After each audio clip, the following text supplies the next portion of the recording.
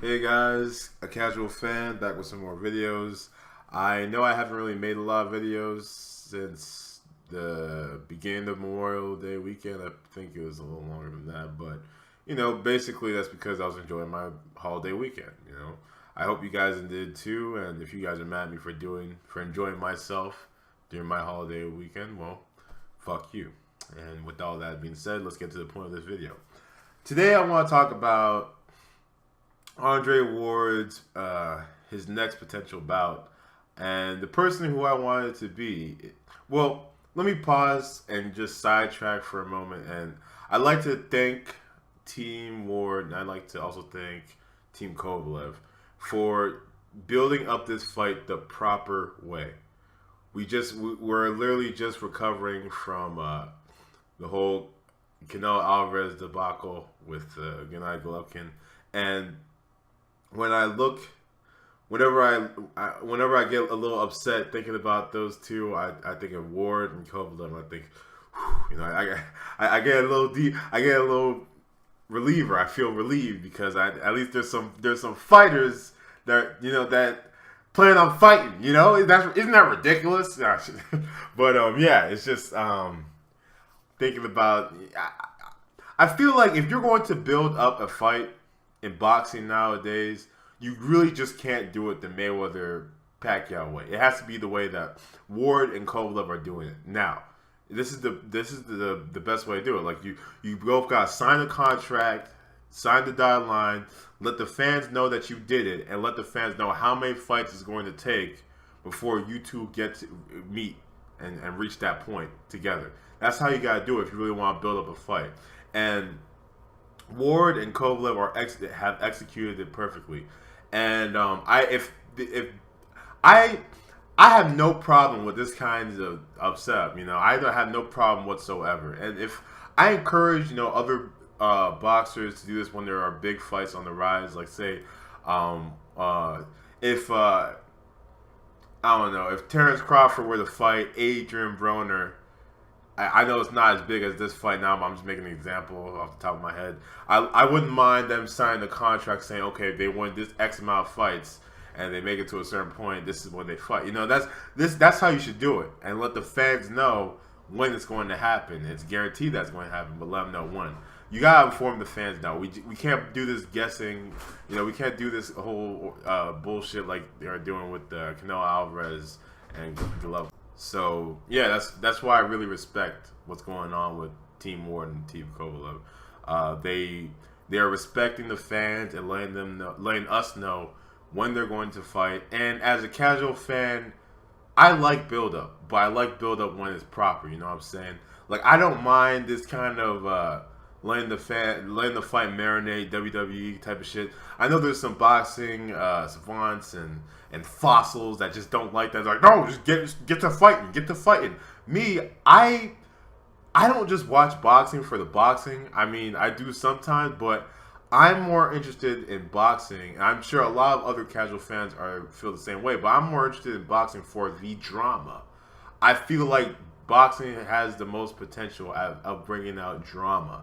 And when you're building up fights, you're building up drama. And that's the kind of shit that I like. You see what I'm saying? And that's why I think that Andre Ward's next fight should be Nathan Cleverly. This will build up drama because Nathan Cleverly is not number one. He's not no fucking scrub. We all know this. We just saw him, even though he lost. I think he lost his last bout against Andre Fonfara. I'm pretty sure that was his last bout. I'll go back and check, but that was the last fight I saw him with. And even though he lost, he looked spectacular in that bout. Okay, they both looked really good. It was one of those. It was really back and forth, very competitive, a nail biter. I mean, either fighter. I don't think anyone would have been pissed off if either fighter would have won. You couldn't call it a robbery or anything like that.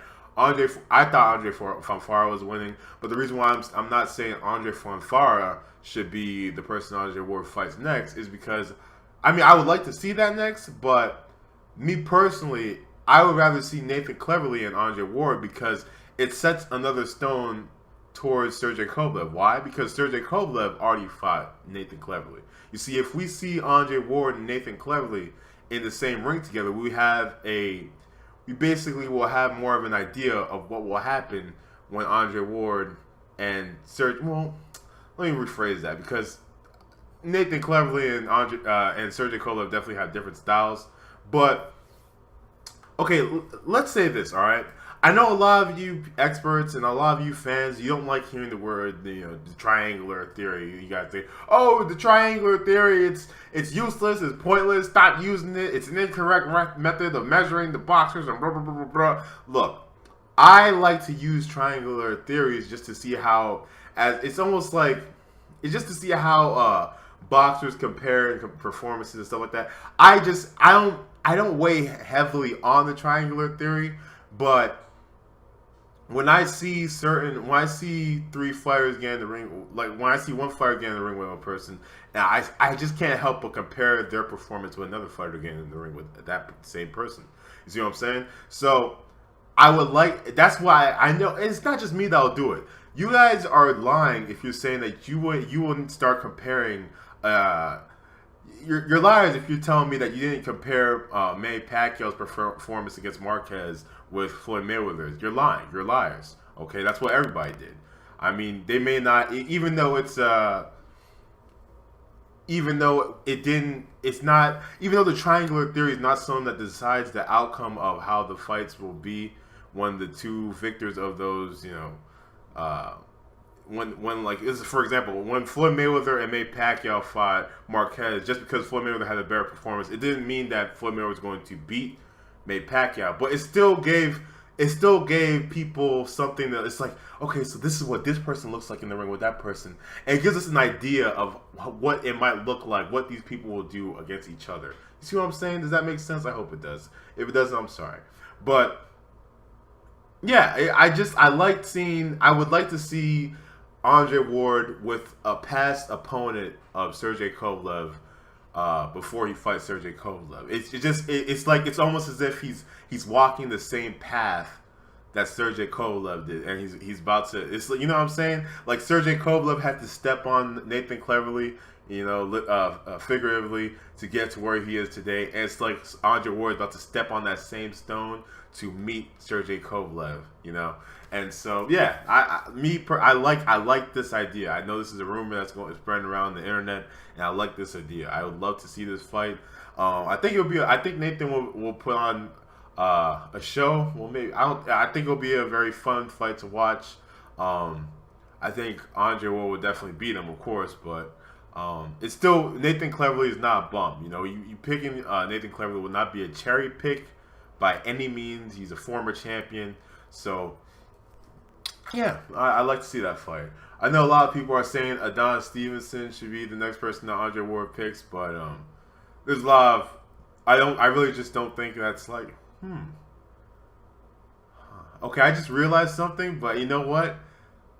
What I just realized, I think I'm going to make a separate video for that, because that's actually pretty big, and I'm gonna have to do some research. So I'm not gonna say nothing, but yeah, wow, yeah, I'm gonna make another video, okay, either today or tomorrow, talking about what I have in mind. I don't want to spoil it because what I just thought is pretty video worthy.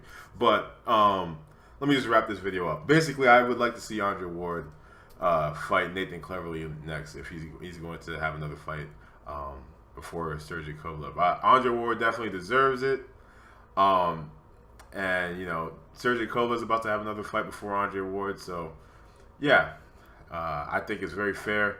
Once he does that, he gets to Andre Ward, and this is the proper way to build up a fight. Set a date and time in the future, saying that you two individuals will fight, and you can have X amount of fights in the meantime, and it gives us fans something to hold on to and look forward to. Like, it's okay. You know what I'm saying? Like, it doesn't. Even though Sergey Kovalev and Andre Ward haven't really been cherry picking their fights, I think that even if they want to, it could be justified easily, because everyone knows that they're going to be fighting each other in the end. You see what I'm saying? So these are just my thoughts. I'm not an expert on boxing, but you know what I always say: you don't have to be an expert to give your opinion on anything. So as always, thank you for watching. another video from Casual Fan, and I'll be back later. Bye.